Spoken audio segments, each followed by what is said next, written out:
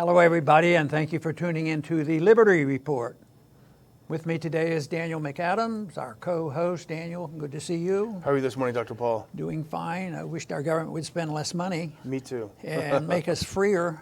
And we want to talk a little bit about that today because there's a couple of things we'll mention that it looks like the government's getting bigger, spending more money, the debt's getting bigger, and we're a lot less freer if one of these bills get passed that we're going to be talking about. The bill we'll be talking about is the Intelligence Identification Act, which is supposed to protect people, but it's not to protect the citizens, it's to protect the people who are running a secret government so that they never get penalized and go after people like Assange and Wikileaks and others. So I do want to talk about that. But before we get into the bill and why that is so bad and what they're doing, I want to mention, the big headline, especially on Drudge, it was big, but it is a big story. And I use this as another example, once again, of the falsehood of the big bipartisan fights that go on in Washington. I remember putting up the picture of Boehner and Pelosi, and they were buddies, and they fought on, for the public to appeal to their base. But this one is a picture of Pelosi and Trump, and she's, I think we might have it and put it up. She looks like she's very pleased with the president, and they're getting along fine. And they've just planning on spending money. That bill in itself, we could spend a whole program on it. It is so atrocious. More spending, more debt. $320 billion of new money coming out, and they say, this is wonderful. Trump thinks it's wonderful. But probably, strategically, the biggest change they're making that will hurt a lot of generations to come is they used to play games with the legal amount of money they're allowed to spend, the budget limit. And they'd pause for a day. Some days they'd pretend to close the government down for a day. No more of that. They've just suspended that law. So they say, we'll deal with it. The law is suspended for 2 years. We'll be much smarter in 2 years, and we'll actually, cut some spending. So I think that's, a real big fiscal issue. And I wanted to also mention, Daniel, at the same time, about another move on by the president, because you have to have conservative credentials. And when you're arguing the case that you want to expand, and happy with this big budget bill, it has to do with changing the rules on food stamps. And actually, it's a pretty good suggestion. But at the same time, they want everybody to ignore this. The appeal to the conservatives, they're going to cut back food stamps. And I always argue, you can't get your credentials that way. And if you shouldn't start there. There are too many big guys on food stamps and too much foreign benefits on food stamps, too much war going on. And so we shouldn't start there, even though this bill, they're talking about changing regulation. It's a good idea, but it's just public relations. Exactly. And, there's, as you always say, the bipartisanship when it comes to spending. More military spending, more spending everywhere. And what do you think this is going to do, this extra 300-some billion, it's... it's 320 billion more spending. Well, it's going to blow up the budget. But it's amazing that they hang in there. People don't seem to worry about it, and the members of Congress aren't worried about it. If they care, they wouldn't be doing this. They would maybe say they should cut something. But, there are $75 billion offsets. And you know how they work. They never, that's to cut some proposed increases or the budget in the next 2 years. Well, nothing ever gets cut. So no, it's going to get worse and worse. Eventually, though, the markets rule. Right now, the dollar rules, the Fed rules, and but every day you read more and more people in the financial community, not just us outside the community, that are saying, hey, there's big trouble here. Even some are admitting that the Federal Reserve, is pretty concerned about it too. But eventually the market the market, wins out. When Bretton Woods broke down, everybody knew it was going to break down for years. Henry Hazlitt knew it would never work. But finally, the market overwhelmed, and there was a crisis, and we suffered 10 years of horrendous problems in the 70s. So something will happen, this will close. But let's go on and talk a little bit about this proposal, to make sure that our people in the CIA are protected and never arrested, and they can do and say anything they want. And it's the CIA that's proposing all this. Yeah. And some of the one part of it, and I know you have some other things in here, and you can describe it very well. But the part that really bucked me was it was going to expand the right to have rendition, detention, interrogation. And somebody said, you know what that is? The simple word for that is torture. Yeah. So they're legitimatizing torture, even though I've always argued they probably have continued it. They're just probably going to legalize it. I think that is the epitome of what a dictatorship is all about. And when I look at this bill and when I look at this law that's coming in and the spending that people have talked about, when did we lose the republic? And it's been the disintegration of the republic has lasted well over 100 years. But these are a few more nails, in the coffin of the republic. When you see this, and you said, what will this happen? Well, eventually it totally destroys, and people recognize that the republic is gone. And I think that's why we're hearing more noise than ever from the radical left. They're preparing because they're going to see chaos. They want chaos. Anything to cause confusion will open up the door to some type of a Marxism that there's unfortunately too many people in our universities think it's a good idea. Well, the background to this is back in the 70s. You remember Philip Agee, who was a undercover CIA officer who became disgusted at what he was seeing going on behind the scenes, the overthrows, all sorts of horrible things. So he wrote a book, he wrote an expose, and at the end of that expose, there were several hundred names of U.S. covert agents overseas. And so in response to this, in 1981, they passed the original Intelligence Identities Protection Act, and that made it a criminal act if you expose the identity of a U.S. covert intelligence officer overseas. So what they want, and the CIA has always complained that it didn't go far enough. They have never been happy with that.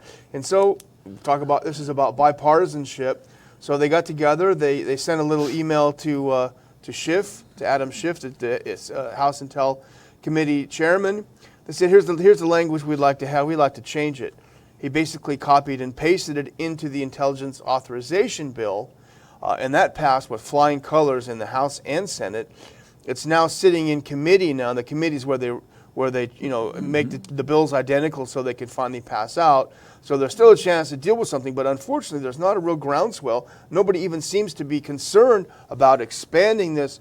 Essentially, as our title says, what this is going to do is destroy any future Wikileaks types of organization. Yeah, and it's really not been a necessary law. It's been sitting around, and they've only used it twice, and both times it was for the wrong reasons. It was used to punish whistleblowers. One, our friend Kyriakou. Yeah. He was put in prison by distorting this law, and then the law is supposed to protect people like that, and protect journalists, but it's literally going to be made much worse. And I'm sure that the Assange issue has a lot to do with the whole thing on Wikipedia.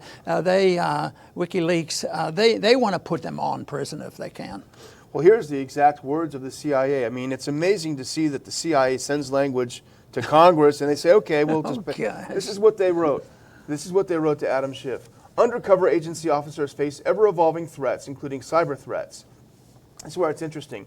Particularly with the lengths organizations such as WikiLeaks are willing to go to obtain and release sensitive national security information, as well as incidents related to past agency programs, such as the RDI investigation. That's the torture investigation. So they're explicitly saying that this is to prevent future WikiLeaks, anyone looking under the hood and seeing all the torture that's going on. We're going to deal with this. We're just going to put you in jail. Yes, and it is very intimidating. You know, there's a lot of noise going around and problems with the internet now. How you know, some of the social media works with the government, and they monitor that and they control it, and they say, well, we're a free enterprise and we can tell people what they can do and what they can put on here. You can't use certain words, and at the same time, they are part of the government. They were established that way, and yet it's almost like before you had alternatives. What could you do if you didn't like the post office? You know, when it's government, you do it and everybody uses it. But that is part of the problem. And eventually, though, can you imagine if you start publishing things, everybody will fall into this category that they've already, in a way, have done that. They blackball you and they deny you access and exposure. And I think that it could even be turned on its head where what people put you know, on the internet may be used because what if somebody called us up and we believed it and know it to be absolutely true and say, America, wake up, look at what we're doing. We're about to commit a coup in some government, yeah. You know? Yeah. And then say, hey, he's not allowed to say that. I mean, he's exposing those poor CIA agents. They might be caught, you know. So that is a problem. This is Pandora's box, and this is a total destruction of the concept of civil liberties and this whole idea of bipartisanship. Because, you know, they say, well, the deal on this budget was Democrats get the domestic stuff, the Republicans get the military stuff. But that isn't the case. I mean, shift is for the destruction of civil liberties. Yeah. And they're for all these wars too. But they're all demagogues in many ways. They're demagogue issue, and they're trying to get political power, which makes this thing, when you're running out of steam and running out of money and running out of friends, it gets to be pretty bitter. And I think that's what's happening in this country today. The bitterness keeps building. Keeps building. And they're not even shy about it. Here's back to the CIA's justification. They said the narrow definition of covert agent no longer remains valid. And so they want to expand this law to cover not just some guy who's, you know, overseas as an agent. This will expand it to cover any intelligence officer, employee, informant, or agent, whether overseas or not. It basically ends all national security reporting, any exposing, any dealing with whistleblowers. And of course, Gina Haspel loves this because she was herself involved in torture. She was a covert agent when Abd al-Rahim al-Nashiri was waterboarded, and she's the one who ordered the tapes destroyed. So she's got a personal stake in this. You know, as an individual that's dealt in politics and medicine and all, it just still bewilders me on how they do this, and what kind of a mind do they have? What kind of a soul do they have? And where are their brains? And yet they do it with no conscience whatsoever. I mean, their conscience is clear. They believe they are protecting America's greatness, American exceptionalism, and we're the ones who don't know what's going on. So in other words, the last thing they'd want to do is dissect out the original intent of what the founders were talking about when they were introducing to our country this notion of individual liberty, which is totally forgotten. And all these things we've talked about shows the steady erosion of what is left to our Constitution. And we do have laws to protect the whistleblowers. Sounds pretty good to me that you shouldn't get punished for telling people the truth of what's happening in the government, especially. And yet that law is totally ignored. They never get protected. And but the people who do the dirty work and commit the crimes and then lie to us constantly and tell us that it's okay to lie. It's part of the philosophy of the CIA that you have to be able to lie to people or you're not doing your job. And you have to, like Bolton says, that's part of what foreign policy is all about, is lying to people. And that will always end badly. We think it was only those people in the 20th century that were the really vicious dictators that did this, but now we're drifting over into lying, cheating, stealing, and killing. And I would say they ought to look at some old rules and regulations that are ancient. Exactly, and I think what every American should ask him or herself: are we better off knowing what the government was doing in our name in places like Iraq and Afghanistan? You think about the revelations of Chelsea Manning and of Ed Snowden. They showed us that the government wasn't over there protecting our freedoms. They weren't defending the Constitution. They were killing people for fun. They were torturing people for fun. Are we better off knowing that as a republic, as a self-governing entity? You know, I think the question should be very simple. This is what's being done in our name. We need to know it, but they don't want this to ever come out, because you know why? Because like what we've done, and a lot of our friends, a lot of good people in the independent media do, we can recognize the patterns. Aha, they're taking us to war in Iran, just like they did with Iraq. They don't want us to know that and to make those connections. Yeah, I'm sorry to say, but I think they have no problems being successful because of the intimidation, because of the power they have. So how many individuals who are, blowing the whistle know absolutely what they're up against? I mean, whether it's Assange or Kiriakou or any of these individuals, they knew what was up. And Daniel Ellsberg, they finally get around to telling the truth. And but think of how many have been intimidated, and I feel it, when we deal with our things here. Well, I don't know, we shouldn't use that word. We don't want to wave a big flag, but, the red flag, and say, let them come and get us and close us down. But we'll do our best to get the message out that we think the American people want to hear. Yeah, and the other disturbing trend really is that the intelligence community being treated like saints.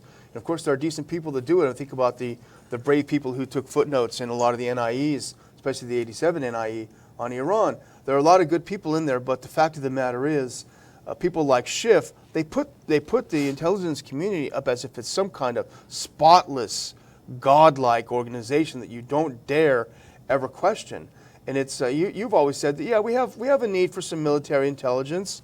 We should have some agencies, but what we have now is not at all like anything that we like or we should need. So it's a very dangerous trend. It's something very dangerous. Keep your eye on the Intel Authorization Bill. They're in the committee. They'll have a final vote on it probably sometime soon. This is under the radar, but we need to start paying attention to it. It's very chilling. The final warning for our students, by the way, 24 hours from now, we're going to close our applications for the Ron Paul Scholars Seminar, a one-day seminar with foreign policy professionals talking about U.S. foreign policy. Will we be a national security state, or will we be a free republic? Go to ronpaulinstitute.org. There's a link you can click on to make your application. This is my final warning. Very good. Listen up.